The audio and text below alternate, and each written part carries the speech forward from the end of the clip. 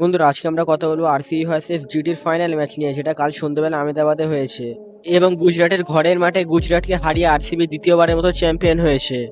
এবং আরসিবির এই চ্যাম্পিয়ন হওয়ার পিছনে একজনের কথা বলতেই হয়, তিনি হচ্ছেন কিং কোহলি।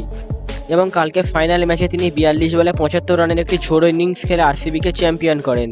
এবং আরসিবির জন্য আমাদের সবার তরফ থেকে কংগ্রাচুলেশন, কারণ আরসিবি বিগত 17 বছর ললিপপ খেয়ে 2 বছর ব্যাক টু ব্যাক কাপ জিতেছে। বন্ধুরা কালকে আরসিবি যেভাবে প্রথম ইনিংসে বোলিং করছিলেন, আমার দেখে মনে হচ্ছিল 49 রানে না গুজরাটকে আউট করে কেকেআরের রেকর্ডটি ভেঙে দেন। তারপর দেখলাম 49 রানে নয় 155 রানের মধ্যে আরসিবি গুজরাটকে আটকে রাখে।